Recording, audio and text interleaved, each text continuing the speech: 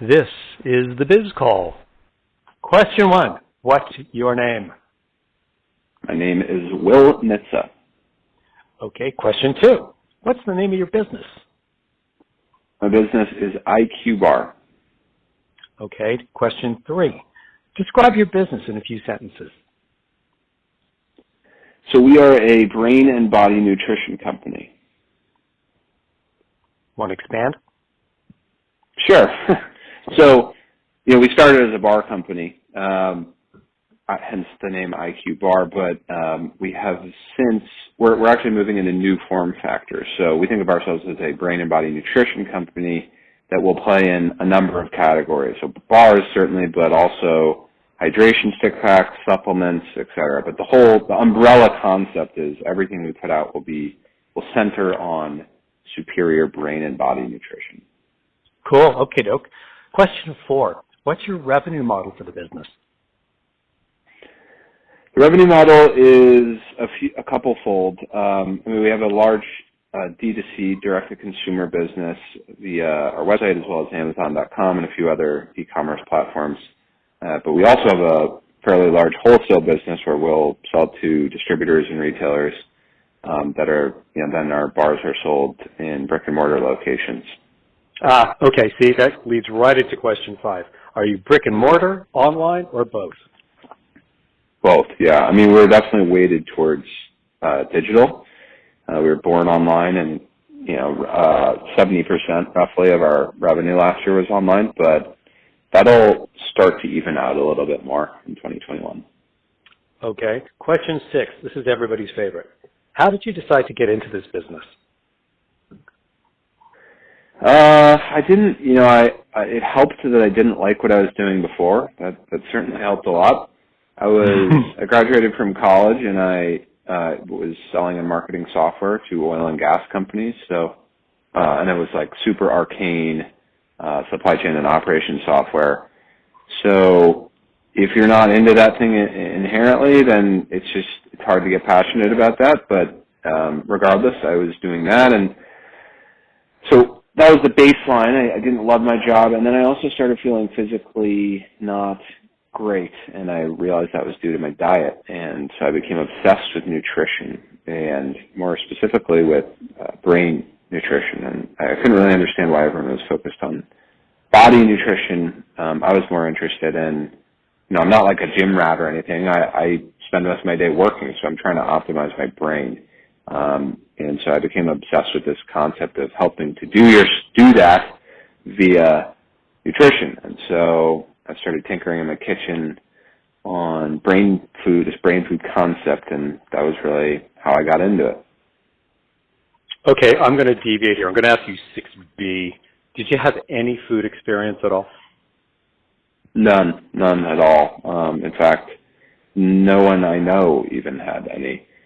So basically I had this concept and I had no idea where to start, and so the first thing I did was, and I do this with anything I don't know about, I called someone who did know something about it, and then I called another person and basically just barraged them with questions, and you do that enough times and you get a starting point.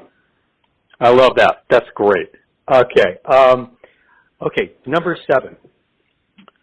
Why would customers choose IQBar over its competition?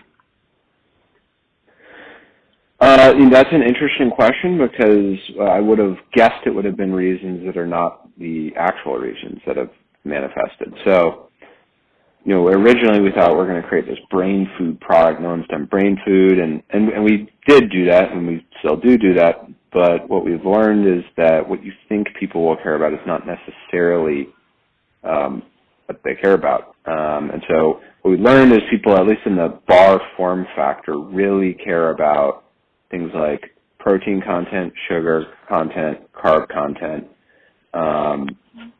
fat content. So your major macronutritional categories, and then if you allow them to check all those boxes, they are interested in your sort of additional point of differentiation. So anyway, long story short, why people buy us, we're macronutritionally superior to other bars out there. Super low in carbs, super low in sugar, high in plant protein and high in healthy fats. But then also, once customers have checked all those boxes, we're also really the only brain and body bar out there. That's actually really interesting because you're at least matching your competition on the stuff that the consumers care about, and then you're adding an extra layer that gives you the advantage. Is that correct? That's exactly correct, yeah. Excellent. Okay, cool. All right, so question 8. What is the exit strategy or the long-term goal of IQBar? There definitely is an exit strategy. I mean, you're going to try to sell the business to someone. Actually, historically, if you were me, you'd be looking to sell to, call it General Mills or Kellogg's or some big, quote-unquote, strategic food and beverage company. Nowadays, there's a lot of additional paths to liquidity. So private equity is a viable buyer group.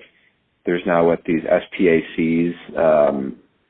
You can actually take company, if you get big enough, you can take the company public with, like one good example of that is Laird Superfoods. I don't know if you're familiar with that, but they were only doing like $30 million and they took it public. That was kind of unheard of before. So I think there's just going to be more and more liquidity paths moving forward, and there already are more today than there were, call it 10 years ago.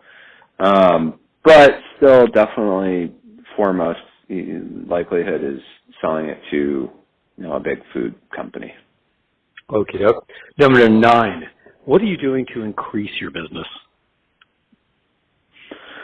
Oh man, everything every one of us does is with that in mind. So we are spending more on advertising. We're doing things to increase customer lifetime value. We're trying to upsell that same customer new products, like we're getting into the hydration market, I said. So we're going to sell them new form factors, sell sort of ground and pound sales 101, knocking on more retailer stores and trying to get more shelf space.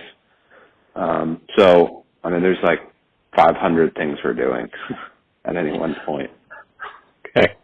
Okay, question 10. How do you measure your marketing success? I mean, there's some very basic key performance indicators: return on ad spend, repurchase rate. Are you marketing to people who are then good customers long-term?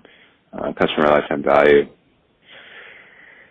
So, I mean, all the standard stuff. Now, there's some less measurable stuff in brick and mortar, and you just have to sort of look at your overall numbers and know your overall quote-unquote lift in that retailer or that channel. But again, we're digital first, so we can pretty closely measure things like customer acquisition costs.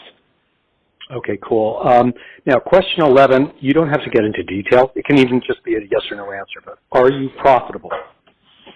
No, we're not. Okay. We'd like to be. I mean, we're trying to double the business every year. So that's pretty fast growth, and it's very hard to grow that fast and be profitable. But we're not selling jewelry, right? We're selling protein bars, and you can only sell a protein bar for so much.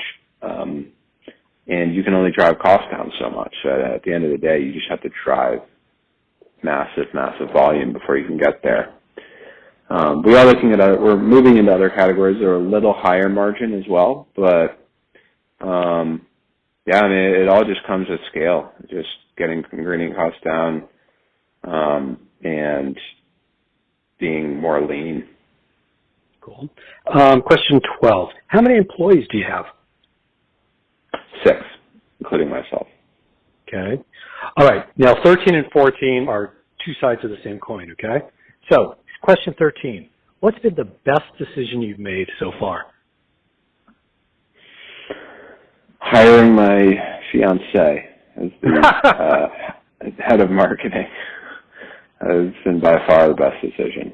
I think that can go either way. It could be a disastrous outcome, but in my case, it's been a great outcome.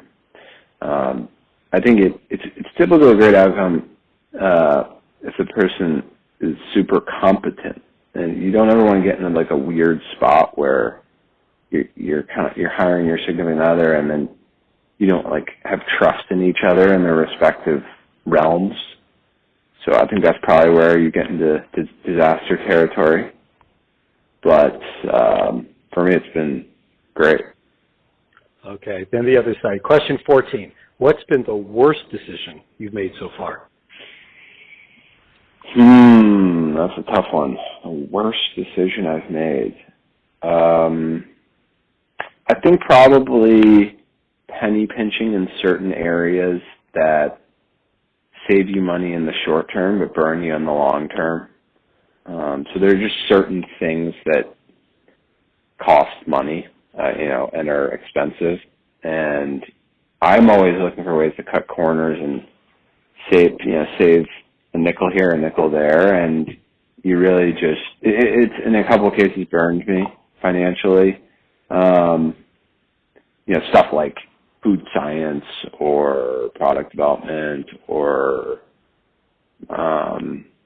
even deciding to, on the flip side, like deciding to just chase big purchase order dollars.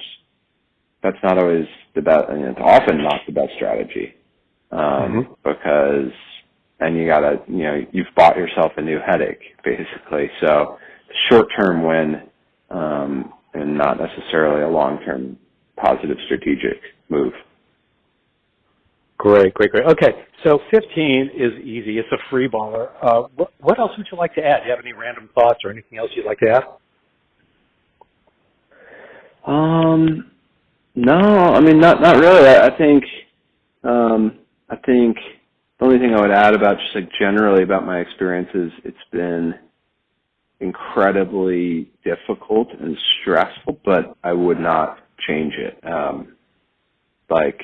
You work way more hours than you would before, and your weekends turn into work days and all that.